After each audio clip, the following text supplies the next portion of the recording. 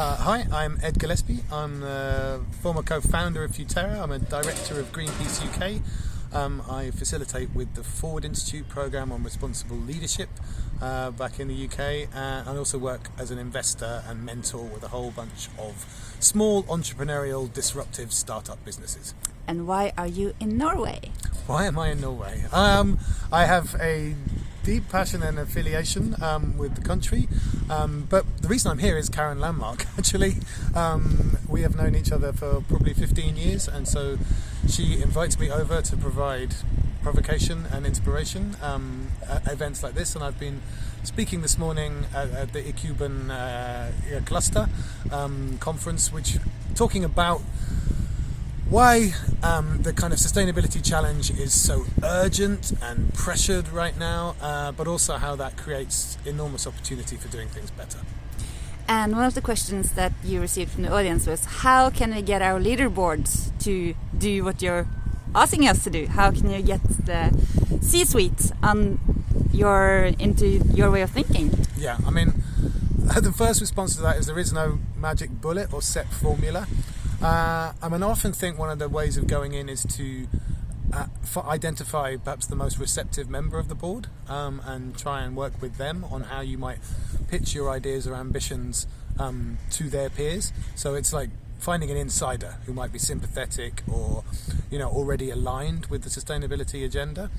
Or you can go perhaps a bit more of a quantitative way. So you could look at something like science-based targets on climate change and actually try and align those with the business strategy and use climate change as a way of driving innovation and driving efficiency across the organisation.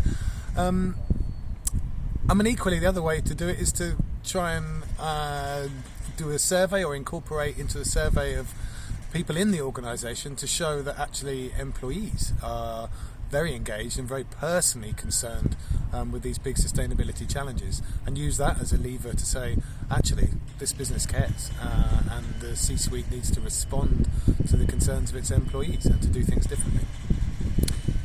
Do you think, let me rephrase it. What do you think will be the most difficult task going forward? Transform from capitalism to what we need? Is there something else we need? Is capitalism here to stay? It's always the biggest philosophical question. I mean, in its most basic form, capitalism is incredibly problematic because it requires us to extract primary resources and repackage them, and it requires infinite growth on a finite planet. So I think there's a big question about whether capitalism in its current form can give us the changes we require. Now, that's not to say that you throw the baby out with the bathwater, and I think there's lots of initiatives like the benefit corporation movement coming out of America, like the ideas around social enterprise and social entrepreneurship, which can take some of the better aspects of capitalism in terms of the way we organise and structure ourselves, but perhaps turn it around so the focus or the reason for existence is about delivering social and environmental value as a priority rather than solely profit and shareholder value. And it's not to say that profit and shareholder value are problematic per se, but what we need is also enlightened shareholders who are looking for a kind of social and environmental return as well as an economic one, and for businesses to realise that the transcendent sense of a bigger than self purpose is what really motivates people. It's about, most people want to do good in the world. I think many of us feel a little bit secretly guilty or compromised about a lot of the work we end up doing, but we have to pay the bills.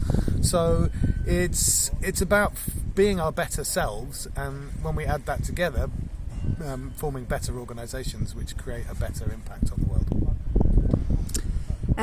Here in Norway, we are describing ourselves as a little bit of being oil drunks, or we're sort of fueled. We're also talking about going into oil rehab.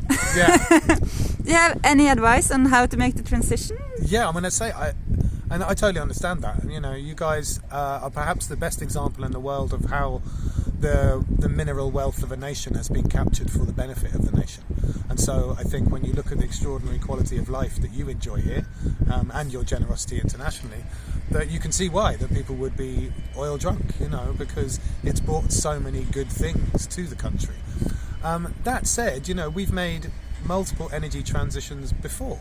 It's only 150, 200 years ago that, we lit our streets with whale oil, and our primary source of energy was hunting down whales and shooting them in the head and then burning them.